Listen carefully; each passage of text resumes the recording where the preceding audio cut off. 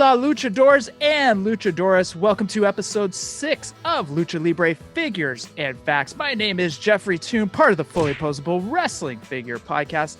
And joining us today is the man who is bringing us those beautiful, beautiful, already Hall of Fame worthy Penta and Phoenix figures. Boss Fight Studios, partner and designers own Erik Arana. Erik, how are you doing, man? I'm good today. I'm very excited. I've been in a good mood for the last 24 hours or so because I started getting these rad 6-inch non-transformable but posable Transformers. And they look like the old cartoon and they're fun to play with. They look like the old figures that came out in the 80s. They resemble the animation, the old Sunbow animation models, which I think is very fun. Yeah. So why'd you go into your shirt that you got going on over there? This is my Lucha Mexico shirt. I actually bought this in Mexico City outside at an outside vendor for it was like $4 American or something like that. And it was right outside of Super Astro's sandwich shop.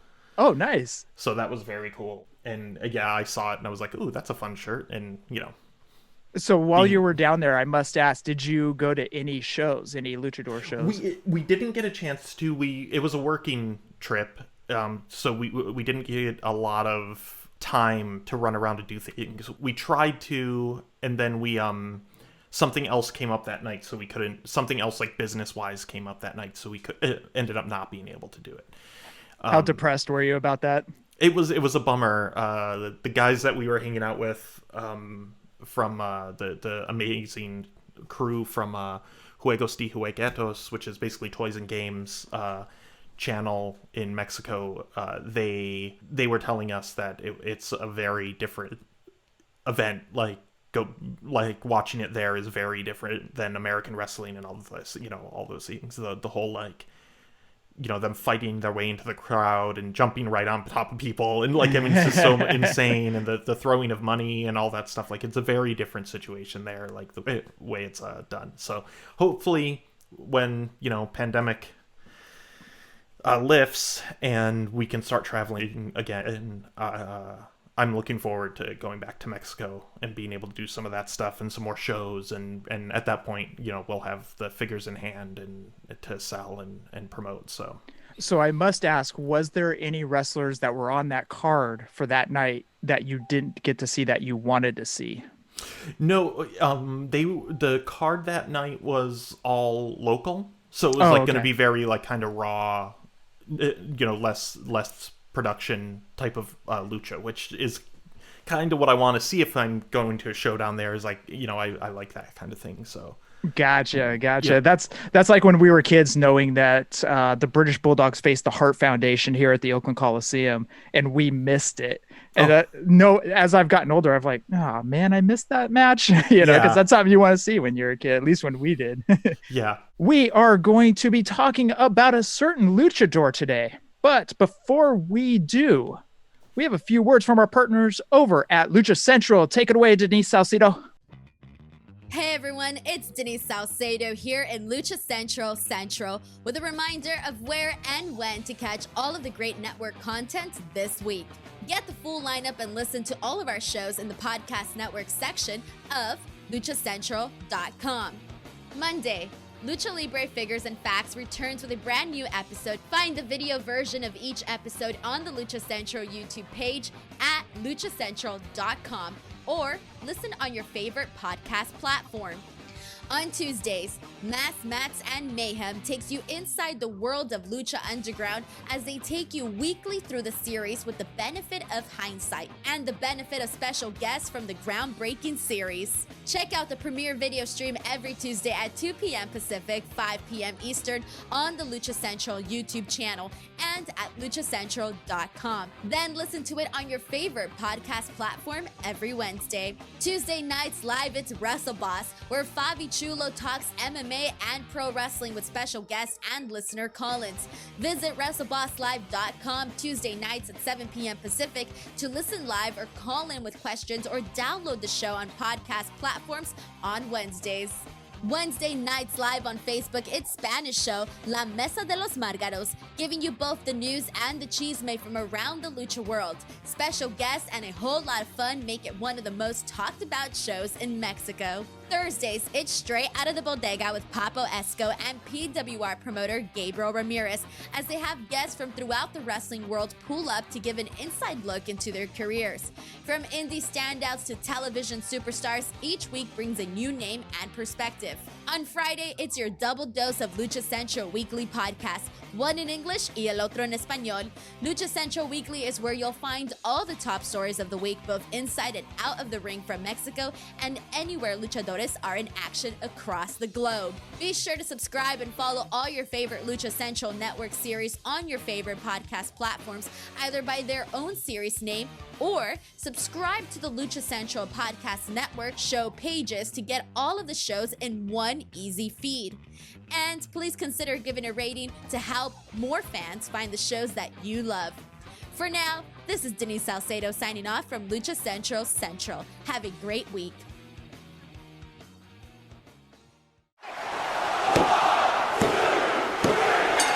Today we are going to be talking about, and Eric, you're going to have to help me on this one, Tinieblas Jr.? I believe it's pronounced Tinieblas. Tinieblas. Okay. Yeah. I'm learning Spanish myself, so this is all very new to me. And so the pronunciation of a lot of the talent I sometimes have wrong. So, Gotcha. I'm hoping that's what it is. Kevin Kleinrock from Mass Republic, he came over one time and I think he took 5 minutes out of his time to actually try to teach me it, and I still can't. Can't. He messages me every once in a while on the shows and stuff, and he's like, well, you're saying this wrong. and Taya actually called me out publicly on Twitter that I was pronouncing her name. I had been pronouncing it Taya, not Taya. So the figure that we are going to be talking about today was released by Playmates back in 2010, and it was the toy line Lucha Libre US Masked Warriors. Now, Eric, will you go into a little bit of his history, Tinieblas Jr. history? Wrestling, movies, IMDb's. Yes. So Tinieblas Jr. is, of course, the son of the original Tinieblas, who was one of the maestros of the 60s and 70s. Tinieblas Jr. started his career in 1990. He is a very well-educated and smart man to talk to and converse with, multiple degrees and that sort of thing. Like he's knows what he's doing. He's mostly wrestled just in Mexico, aside from the stint on MTV's Lucha Libre USA, which is what this toy line was based on. He's held a number of championships in Mexico, International Wrestling Revolution and WWO, World Wrestling Organization. And then, he's done a lot of work with Kevin Kleinrock and Mass Republic. Mm-hmm. He's 54, so he is, probably in the later stages of his career. I have noticed that a lot of wrestlers are going later into their careers. Yeah, they're a lot of the wrestlers, they're actually kind of backing off earlier than a lot of the wrestlers we grew up with. Hogan went, well past his prime, and a lot of the other guys that came up in the 90s seemed to kind of be backing off earlier in their life. I think after seeing the toll it takes on their bodies, it is a rough career. Oh, it really is. You'll see a lot of these guys, and this isn't a bad thing, but you'll see a lot of these guys walking around conventions, and sometimes it's tough for them to stand, and it's rough. It's rough on the knees. It's just a tough business to be part of. You see a lot of the guys as they get older, their knees don't straighten out correctly anymore without them being in pain, so they kind of have this weird saunter when they walk. Yeah, but, if you look at Terry Funk and Beyond the Mat, you can see that. You can see that a lot. But Tinieblas Jr., a lot like his father, was in, like, his father was in a lot of TV shows, soap operas, and stuff like that as Tinieblas, including like some kids shows and stuff and things like that in Mexico. And Tinieblas Jr. also, he was in a movie called A Tres Quiaras, which is about him searching for his daughter. And there's a number of other luchadors in that movie with him who it's like an action movie type of thing. You know, his costume is very much very similar to his dad's with a couple of tweaks. Tinieblas Jr. is very, very tall. I believe he's 6'4". 6'4". Like he's a big dude. Yeah, he is. I got to meet him at Lucha Expo last year in San Diego. Like I said, he's a nice guy. Had a lot of translation call out to Orlando Castellar, who was there with us, doing a lot of translation for us, because Tinieblas Jr. does not speak English. And I am very bad. My Spanish is very poor. So don't worry, I'm botched a few names too, so we're all good, man. You know, we at Boss Fight Studio have a Tinieblas Jr. figure coming in wave 3 of our premium line. We also have one coming in our Luchasitos, which is our mini super deformed guys, coming up, and we also have his mask in our mystery mascata. So we are working with Tinieblas, which is great. And also the other thing of note about Tinieblas is him and his father both work with a little person named Aluche, which is, he's like in this full covering. He's like an imp type of character, like full mask, full covered, like fur. The current Aluche is amazing, and he is legitimately only 2 something. Like, he is very, very tiny. Like, when I looked up his height initially, I didn't believe that he was that small, and but then when I met him, he legitimately was that small, and but he's amazing. He's always with Tinieblas Jr., and he gets in the ring and he raps and he dances, he does moonwalks and the worm and all this stuff. Like he just gets the crowd going so much. Like, the crowd loves him. And when we saw him, he did like this Michael Jackson medley, rap and dance. It was pretty amazing. Well, we are going to get into the figure that Playmates put out back in 2010. But before we do, we're going to hit up luchamasks.com. And Erik, I know you have a couple of those masks as well as I do. I am a huge Great Sasuke fan, so of course I had to cop that one. Nice. And of course I've got a couple of Ultimos. I wear them. They're so comfortable. They wrap over the head. They really are. They are some of the best masks I've ever put on. They're nice and comfortable around the like muzzle of your mouth, which is really nice. And if you notice, like last week on AEW, Conan showed up and he was wearing the Conan one. Yep. which was amazing. It didn't, and yeah, the masks are unbelievable quality, and they're so nice. Yeah, they're some of the best best breathable masks I've ever put on. Lucha-masks.com, in partnership with Mask Republic, give you personal protective masks to keep you lucha strong in the fight versus COVID-19. With world-class luchadors Blue Demon Jr., the Lucha Brothers, LA Park, Ultimo Dragon, Cain Velasquez, Conan, and so much more. Head to lucha-masks.com and you too can become a masked warrior. Lucha-masks.com, powered by Pro Wrestling Revolution. So as I mentioned, Erik, we are going to talk about the Playmates Lucha Libre figures. You actually have the Tinieblas Jr. figure in hand right now. I do. Why don't you go into the details about it? Okay, so I have him in this amazing crisscross applesauce pose right now, which he's been sitting on my desk like this because one of the things I love about superposable figures is putting them in a very recognizable and very relaxed stance. To me, that's like one of my measures of super articulated figure. Mm-hmm. So yeah, as you can see, Now, I don't know about you, but did you see these figures back in 2010? I did not know these figures existed in 2010. Okay. I would have been just having moved to Massachusetts. I was working at the time. I was either 2010. Yeah, I was probably just starting at Hasbro as a temp. Okay. And I had an hour drive to and from Hasbro. We didn't own a car, so I carpooled with one of the other guys from Boss Fight Studios, actually now, Andrew Franks.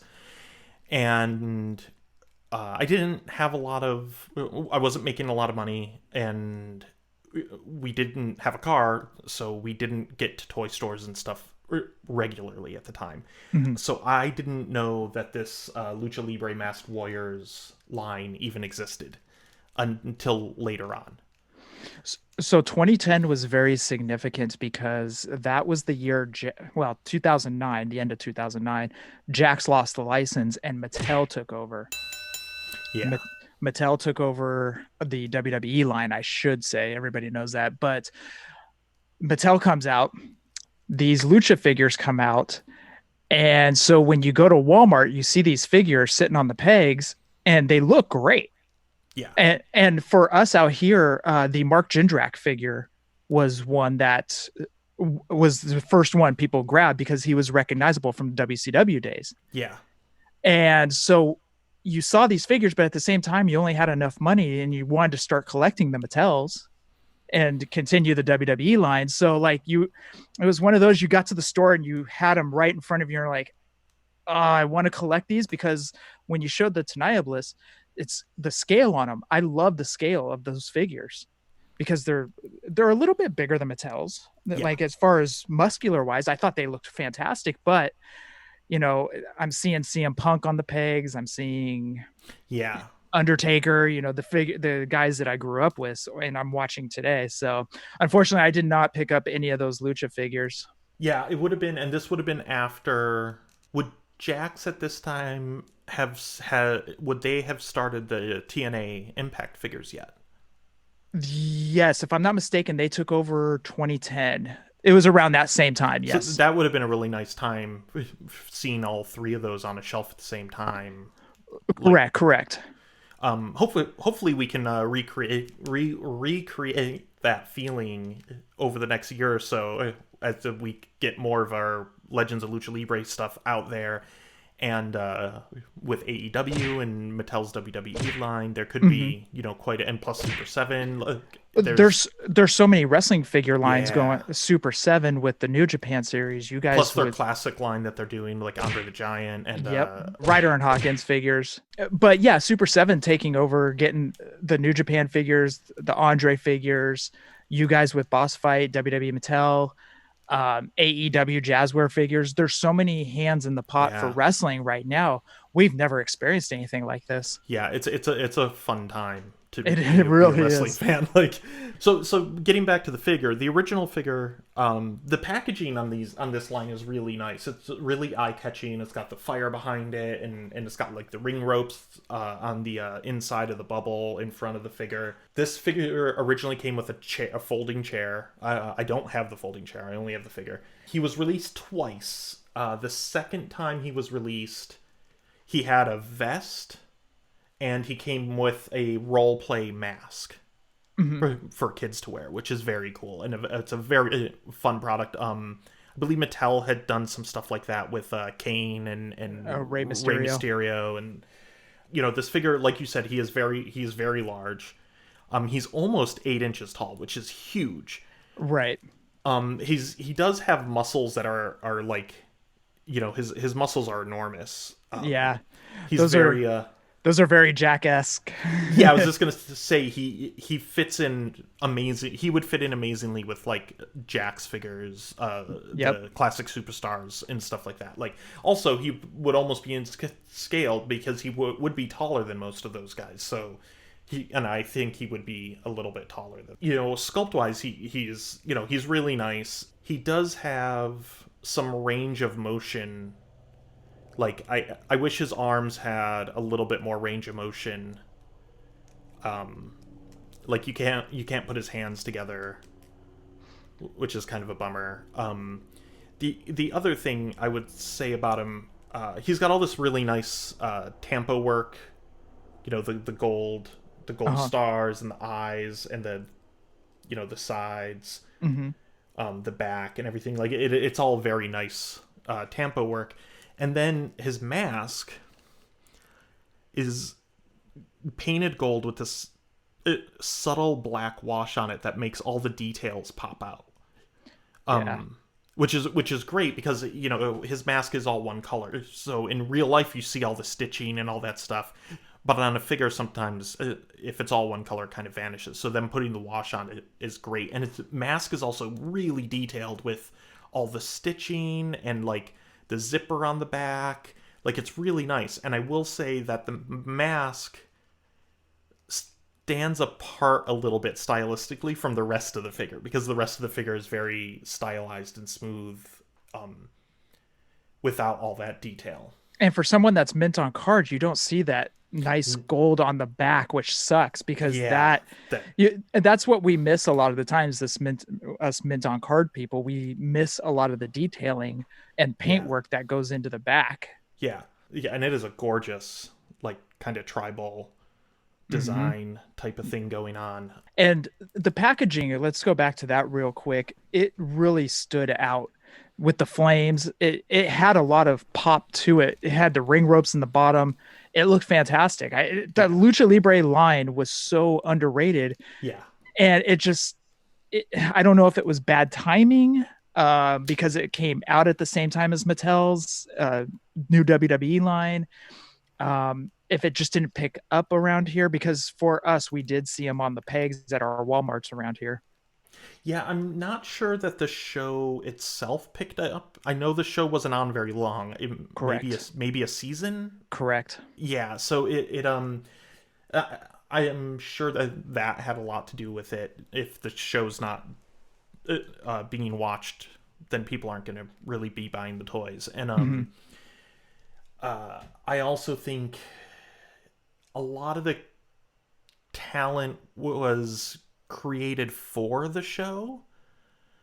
Not all of it was from Mexico. Correct. Like Tinieblas was, and there were a couple others, but so a lot of the figures were only ever on, like, those characters were only ever on that show, and they went on to become somebody else after the show went away.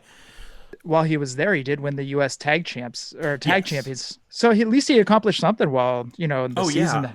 So that's pretty cool. And, there were other really well-known names there. Like, La Parka was there, and the original La Parka. And I think maybe Dr. Wagner Jr. was there. I might be wrong about that. That one I would have to fact check. Yeah, I'm not sure about that. But yeah, it's it's a shame because bringing Lucha to the USA, Lucha does have different rules and different a different style of wrestling, obviously, but there's also different rules, and the way they kind of attack storyline and all that stuff is a little bit different than we tell a story here in the US. So I would really love Lucha to really be more prevalent in the US, because I think it's very different. I think a lot of the wrestling fans would get really into it. Maybe putting it on MTV wasn't the way to go. Maybe if it was on a normal network or something, it would have been better. But yeah, I don't really know. You don't know. Like, wrestling was on ESPN back in the day, and it was for us wrestling fans, it was great. But for someone sitting at home, at 2:00 on an afternoon, did it really catch your eye, or were you watching some soap opera? I don't know. Yeah, exactly. So overall, with the figure being 8 inches tall, does that detract you a little bit? It does for me, because I like there to be scale. Like, our Tinieblas Jr. will be, I think, almost 7 inches tall, where, like, Penta and Phoenix are 6.5. But this is like too much to put with the, like, Penta and Phoenix that are coming out. Like, he's too big. Okay. Which might work for his dad, though. His dad is even taller than him. So See, I dig that they went in a different scale. Yeah, I'm fine with that. I kind of like how companies will take shots at different scales of figures. Um, like the reactions 3 3/4, like that calls back to my day of the 80s, with GI Joes and stuff. But then Oh yeah. these taller ones that are almost 8 inches tall, I kind of dig that. I like the different thought process and scales that go into a figure. Yeah, I think it's great to try him out and stuff, and I'm fine with him. If I had a big collection of the Lucha Libre line, the Masked Warriors line, or if I had a big collection of the classic superstars, he's perfect for those lines. Currently my collection, that's not where it is, so Right. He doesn't quite fit in. Have you thought about going back and collecting more of the? I have. Some of them are a little pricey, but at the same time, I got him for a very good price. I want to say I paid around 25 or just shy of 30 with shipping. Oh, that's not bad. And he's in great condition. He's still tight. All his tampos. There's no scratches, no marks, or anything on him. The only thing that's on him, and this is going to be across the board, is the gold paint on the on the soft PVC gloves is starting to oxidize, which that's going to happen to any metallic paint on soft PVC like that is eventually going to start doing that. So. And we don't want to leave out the reaction to Tinieblas Jr. figure that came out. That was 3 3/4. Yes, that figure is amazing from Super 7, and he's fantastic. He 5 points of articulation is very kind of 1980s Star Wars-esque. Great figure though. Gorgeous packaging with I love the packaging on that figure with the wall and the card art. The card art is just beautiful on it. Yeah. They did well on the Blue Demon figure too as well. Oh yeah, the blue. I like it. I specifically like the Blue Demon in the suit. Yes, I just yes, think it's so good. It's terrific. It's terrific. Well, thank you for showing that off. That is Tinieblas. And before we go on, let's hear from LuchaCentral.com. If you're listening to this and you haven't visited LuchaCentral.com, it's time to do it. LuchaCentral.com is the online home for Lucha Libre, where you can get all of the top news in English and in Spanish. Find the best curated video content and original content not seen anywhere else. Find when Lucha Libre events would be happening in your area. Find photo galleries from top photographers covering Lucha Libre around the world. From weekly polls to annual awards. Seen and read by top executives in all of the major Lucha Libre promotions across the globe. And on top of that, it's free. LuchaCentral.com, your centralized place for all things Lucha Libre.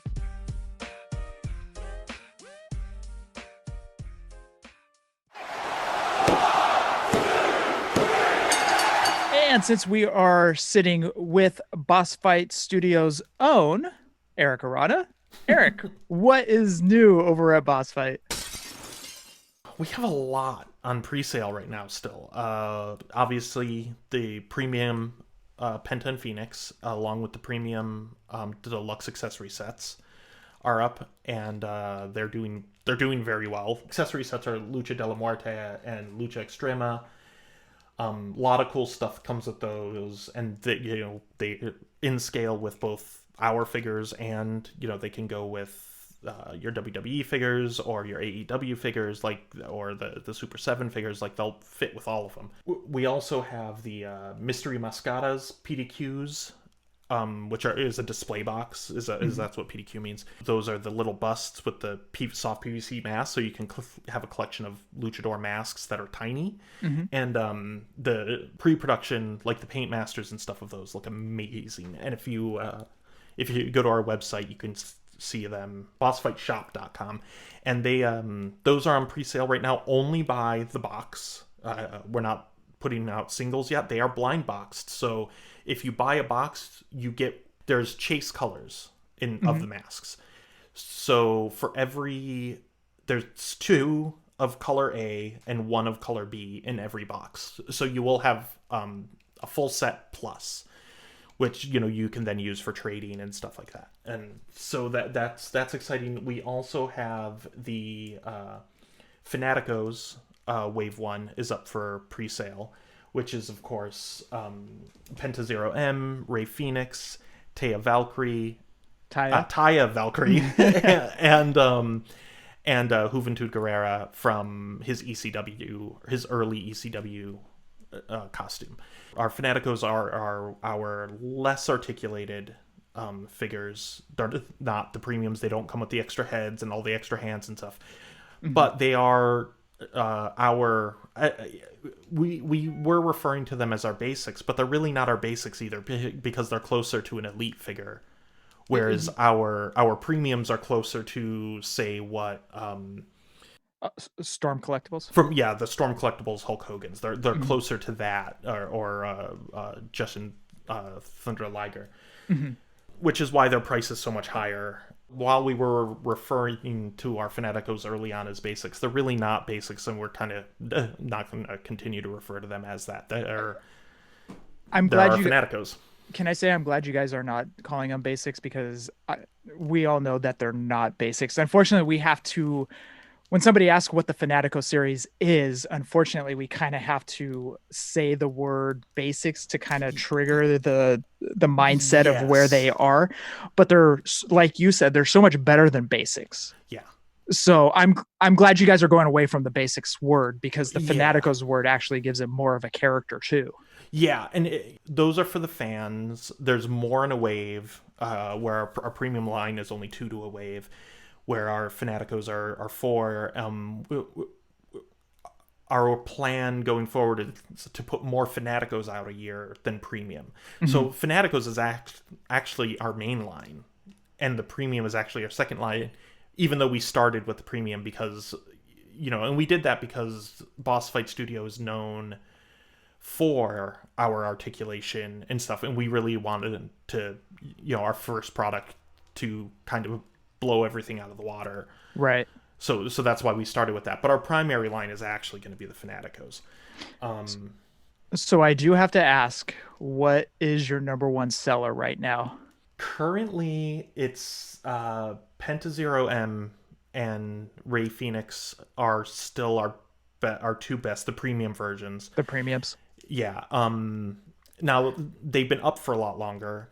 They are, you know, I keep thinking that they're late, but they're really not, because, you know, we lost about 5 months of production time at the factory, right, because they were closed for months. And now, even now, well, they're still only at 20% staff. So they're not even running full 100% right now. Right. And that's what I hate to say this, but that's what a lot of people need to understand is due to the pandemic and the factories aren't running at full capacity. None of them are. Exactly. So they're only running at 20%. That's 80% less workers that you have working on your. So they are coming. Don't hit the panic. Don't get frustrated. This is kind of the patience that we have to express right now. Yeah. It being wrestling figure collectors. And you know, we are a smaller company. Correct. I like to point this out and remind everyone, Boss Fight Studio is only 9 people. That's it. Mm-hmm. So and our factory is one of the smaller factories. It's not like one of the huge factories that Hasbro or Mattel uses. It's, you know, it's a bit smaller, and we, you know, if we lose five months at the factory, that means we're 5 months behind everything. So mm-hmm. it did kind of happen that way. That said, our original release date was August for the premium line and the premium accessories, and we're looking at around, we're hoping to be around February-ish for actual release. Just so everyone knows, we're very picky at Boss Fight Studio. Our expectations for perfection are much higher than they probably even should be, and we admit that, but we can't help it. We want everything to be perfect, and we want everything to be right. So when You're perfectionists. We are, and with the figures like this, with all that articulation and all that deco and the accessories and the interchangeable heads and hands, we are being very, very picky. We don't want hands breaking. We don't want the neck ball to break inside the head. We don't want the figure to fall apart. We don't want it to be loose, but we want it. You don't want it too tight, otherwise it's not fun to play with. Like, there's all these things. On top of that, the factory about keeled over dead when they saw the tattoos on Penta and Fenix, and we were like, no, we know you can do this, but and you're gonna make it happen. And exactly, you're gonna make it happen. We know you can. We've gone round and around with factories before, where we give them something and they're like, oh, we can't do that, and then they do it. So and we have seen. I have been getting photographs to approve. Normally, the original plan before pandemic was I was going to be in China for a couple of weeks at this point in the production to be approving things and then having them fix it, and me still be there in the factory to reassess it, look at it again. Right now we're having to do everything by phone and mail, which makes things go a little slower. But I have seen Penta's tattoos, and they're gorgeous. They look amazing, and it is very hard for them to do that. To wrap the tattoo around all of the muscle form and everything like that is hard. The faces look fantastic. Penta's ripped up mask, where the paint is smudged from the black to white, looks gorgeous. So they really are nailing it. So these figures are going to be gorgeous, and we have shown some photos online. We'll be showing more soon, actually, as we get more and more. The mystery mascaras and the fanaticos are in early tooling stages, which means that they're cutting the steel molds right now. Again, there will be some tweaking and fixing going on before they finalize the tools, but we're hoping those move a little faster, as well as we're about to kick off wave 2 of Fanaticos, which is of course Conan and Lady Maravilla. So we're really excited about those. I'm very excited to get the first female in line. Lady Maravilla is amazing. I'm really excited about in the premium line, Taya's in wave 1 of Fanaticos. I'm very excited about that too, because she's one of the best right now in the industry. Right. Seeing Taya's trajectory over the last 10 years has been eye-opening. Like, yep, she's just gotten so good. Yep, she really has. And you said it best, just watching the trajectory she's really been crushing it everywhere she's gone. Yeah. And just been a star everywhere she's gone. But yeah, so along with all that, we'll be showing off the Luchasitos Wave 1 soon, which are our mini super deformed figures, and they're hilarious and awesome at the same time. Like, they're so much fun. I love things like that are kind of quirky, and making like Pentagon cutesy is just hilarious. Like, it just looks so great. We'll have more mystery mascaras coming. We're starting sculpt on Fanatico's Wave 2, which we've talked about before, being Vampiro, Ultimo Dragon. Oh man, I work on the line and I can't remember everybody. I can't remember everything. You're hitting me in the feels with that Ultimo Dragon, I'll tell you. Oh yeah, I'm so excited about that one. He's an exciting guy to have. He's been everywhere, and he's very toyetic with like the chevron like spikes on the legs and the chest piece and the cape, and like he's so cool looking. And very nice too. Oh, I haven't met him yet. I'm sure I will at some point, but He's a really nice guy. I've met him a couple of times, and each time you're like, yeah, I have no problem paying whatever for an autograph or a picture or whatever, because Nice. he's just such a great guy. You're like, yeah, that's no problem. Nice. So yeah, we're really excited about that, and just to kind of close out the boss fight break here. Bossfightshop.com is where you can pre-order all this stuff. We know we're behind, but we promise the best product we can get into your hands. Of course, you can follow us on Facebook, Twitter, Instagram. We're Boss Fight Studio on each of them, and we update the most on our social media platforms. And I think a lot of people are frustrated because they're excited for these figures. Yeah. And that's the thing, is a lot of people, the excitement for the Penta and Phoenix with the masks and the rip mask and I love the way you guys designed the mask to be over. I mean, it's just, I think the excitement is there. It's just everybody's like, okay, we want them, Yeah. It's patience. The 2020 has basically tested everybody's patience. We just need to express just a little bit more. And I'm excited as well. I really want them too. So it's really,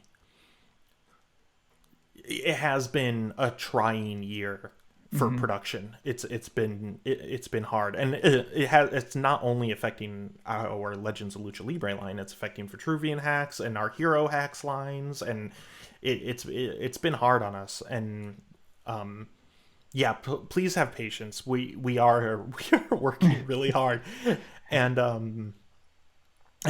you're right though. It's because they're excited about the product that they're impatient about it, and I understand that, and I get that way too.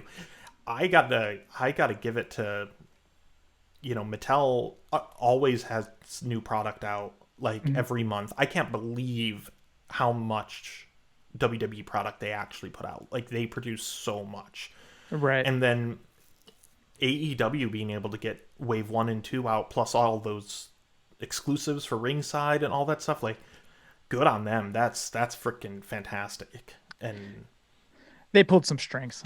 I'm joking. No. Yeah, they do have a bigger staff than us, and they have been working with factories longer than us. We're still less than 10 years old as a company. I think we're only 7 years old as a company, or we're approaching our 7th year. So we're still a small company, a young company. So we don't have quite all the access that the other companies do. Well, we're all excited for these figures, and we can't wait for you guys to get them. So, Erik, do you want to get your plugs out of the way? Any shout outs, plugs? My shout outs and plugs, as always, the Boss Fight Studio crew, my family, and the listen to the Full Force podcast. Christopher McLeod does an excellent job on that show. Yes, he does. Follow them on Facebook and Twitter, because they're doing weekly video updates now, and with all the new G.I. Joe stuff coming, and they don't only cover G.I. Joe, they cover all the kind of 80s brands and stuff like that. But they're doing weekly things right now with how hot the G.I. Joe brand is again with the new classified 6-inch line. So they're so hot you can't even find them at Target. I have only seen them once at a Target, and it was just Cobra Commander and Gung Ho, I think, is all they had, and only a couple pieces. That is better than me. I've only seen them once at Walmart, and that was Beachhead and a couple other. Anyways, yeah, I only saw them once. Yeah. Check out the Full Force podcast, always, and a great follow on Facebook too. Yeah, and of course, follow Mass Republic and Lucha Central on Facebook and Twitter, and on Lucha Central they put up a lot of old videos, old matches, all sorts of stuff, and they're fantastic. And also check out our sponsor luchamask.com as well. And Erik, always a pleasure doing a show with you. Thank you. And you as well. as we are recording, it's Thanksgiving this following week. So I want to wish you and Christopher, who's over to your left. He is right here. He is playing on his phone. I don't know what he's doing. Well, I want to wish you guys happy Thanksgiving. And there he is. He's making an appearance. Anyways, I want to wish you guys happy Thanksgiving. Also, check out the Fully Posable Wrestling Figure podcast, where me and my real life brother, not storyline brother, do a show about wrestling figures and actually whatever the hell else we talk about. It's a fantastic show. It's a fantastic show. I love you guys. And thank you. Of course, a happy Thanksgiving to you. And as Thanksgiving is coming up, what are you thankful for this year?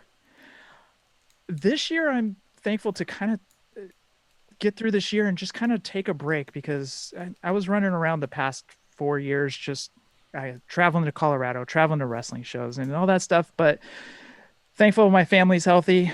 Thankful I get to spend another Thanksgiving with them. And yeah, that's what I'm thankful for, man. Just getting through 2020. How about yourself? Yeah, I'm going to say the same thing. I'm thankful for getting through 2020. I'm excited to get to the next year and kind of hopefully move past this pandemic and get back to the office. I'm thankful for the Boss Fight family. We've really, everyone has stepped up to the plate in working from home, and it's been hard on everyone, but it's been, we're all working to get it done and get everything done. And so I'm thankful for Boss Fight. Of course, I'm thankful for my wife and kids and the family. And it has been, it's been a trying year and a hard year. So it's been difficult, but at the same time, I hope a lot of people kind of use it and just kind of slow down a little bit and just kind of breathe a little bit and look forward to 2021. I'm also thankful for doing a show with you guys. And thank you. Absolutely. And being part of the Boss Fight family, kind of an offshoot of the Boss Fight family, but this has been a great show. I wish we had more time to record a little more often. Mm-hmm. I would love it to be a twice a month show and not a once a month show. This last one was a little hard for us to get everything together, and even then, our partner Roy couldn't be on it today. Mm-hmm. He'll be back next show, I hope. And but this has been a great show and a fun show, and I love podcasts. I love doing podcasts. Yes. So you and your brother need to have us back on to talk about stuff again soon. Everybody loved you guys on our show, so absolutely. So for episode 6 of Lucha Libre Figures and Facts, for Erik Arana, for myself, Jefry Toon, we want to say thank you for listening. Adios. Thank you, guys.